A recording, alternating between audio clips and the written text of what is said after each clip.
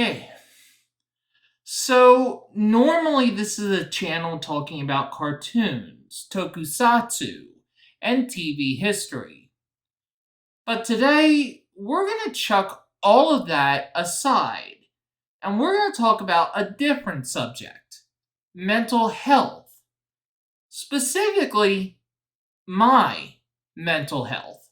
One of the best and most extraordinary moments in the history of television, I think, is Craig Ferguson's monologue on the February 17th, 2007 episode of his version of the Late Late Show on CBS.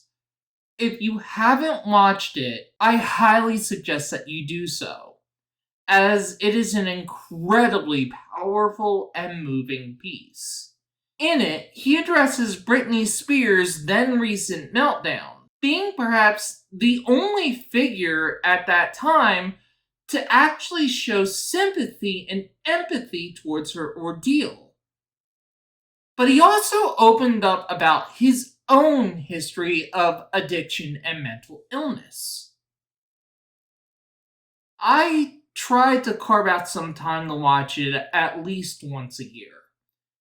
It remains, to this day, the best and most accurate depiction of what being an addict is. I should know. This Christmas, I'm going to mark 9 years of sobriety. I'm not going to go too much into my own addiction, aside from saying it was prescription misuse. The reasons were complex. But now I realize that a lot of it was an attempt to fill a void at the center of my being, to deny myself access to a truth I'd always suspected but was too scared to face. In the last year, I have done a lot to address that truth. I've started hormones. I've moved to a place with supportive roommates. I have been working extremely hard to expand my social circle. And that's even before you consider the work that I've been putting into my Fox Kids Club and Morphin Time videos over the last couple of months.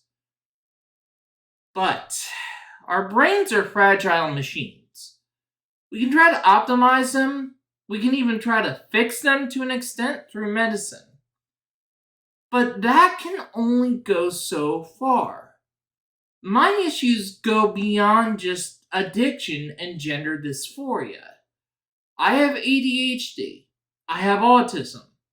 I have issues with bipolar disorder. If you try to address one of the problems, there's a chance that the medicine exacerbates one of the other issues. And the Jenga tower that is our brains can just collapse, undoing all of the hard work. As you might suspect, that's the reason I'm making this video. My Jenga tower collapsed. My meds were recently changed in an attempt to alleviate my ADHD and executive dysfunction. Because of all my comorbidities, choices that work for others, that work incredibly well for others, just don't work for me.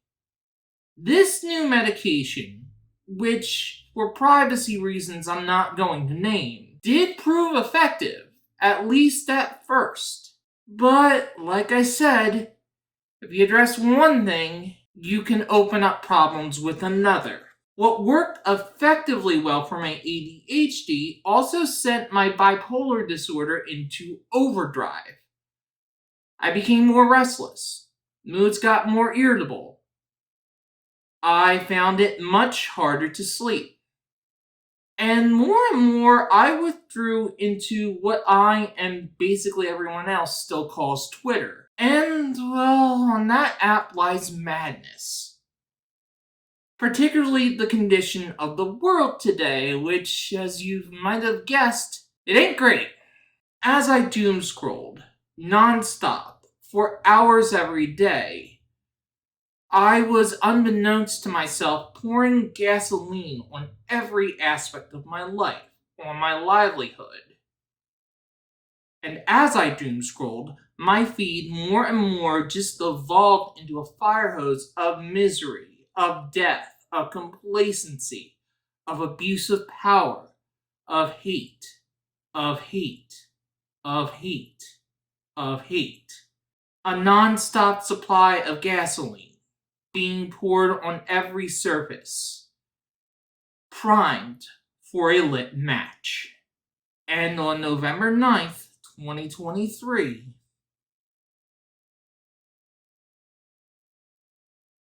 one thing you need to know about me is my love for Warner Brothers, especially their animation, is profound. It's one of the major reasons I started the Fox Kids Club project, because I feel like their 90s work, especially Batman the Animated Series, is some of the finest animation to ever hit the small screen. That being said, a part of my heart will always belong to the Looney Tunes. The first TV or big screen thing that I ever loved was the Looney Tunes, and I'd rent the VHS tapes countless times during my childhood. And of those VHS tapes, I rented none of them more than the Coyote and Roadrunner compilation from 1985.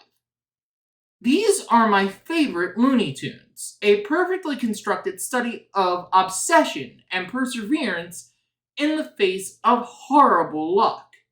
The Coyote is one of the greatest characters in all of cinema, and to see the first ever feature film that he was going to star in canceled so coldly, so calculatingly, for a tax write-off that didn't even cover the cost of the movie, that personally devastated me. But it was also the lit match. I became upset. I became angry. But most of all, I was seasoned by weeks of despair and misery. The fact that our elite class was being so cruel towards people trying to make art, people trying to make a living, people just calling for basic human decency and an end to a humanitarian catastrophe. It was just too much. And so all of this, driven by the new medicine, the onslaught of misery, the movie cancellation, it all set the stage for the biggest manic episode that I ever had. All I became was the posting, the angry tweets howling in rage, impotent rage against an elite class that had wronged us. I was going to go on strike. I would scream for a boycott. I would show them. I couldn't tell you who they were, but I was going to show them. After a day of this, I managed to pass out. And I woke up with what I can only describe as a huge hangover, despite not having any alcohol.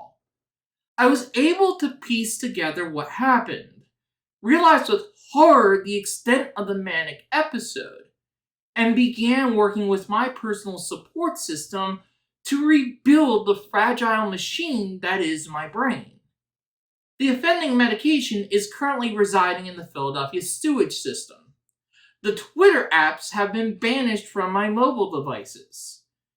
And I have been busy with non-stop appointments to figure out what went wrong and to stop the problem from ever happening again. But I can't defend that behavior. There are better, more productive ways to work through the anger. But I was just so blind I couldn't see any of it at the time. I shunned friends. I alienated my loyal viewers. By callously and selfishly quote-unquote going on strike, I didn't hurt Warner Brothers Discovery. I hurt you. The people who have been watching these videos, who like the work I am doing, who have commissioned things like Pick of the Week videos. I am restarting video work. Not right away. I've taken on some side projects that have been dominating my time lately. Pick of the Week commissions will be honored, and I will open requests for new ones soon. I'm also restarting Fox Kids Club production, though I personally haven't yet decided if I'm going to resume work on Funhouse or slip that to a later episode. I have said in the past that your support and your trust has meant so much to me. I mean that. By letting myself be consumed by mania, by rage, I broke that trust. All I can say is I am incredibly sorry. And all I can ask for is forgiveness and a chance for me to try to rebuild that trust. I love all of you, and I hope I can figure out a way to make this up. Jess out.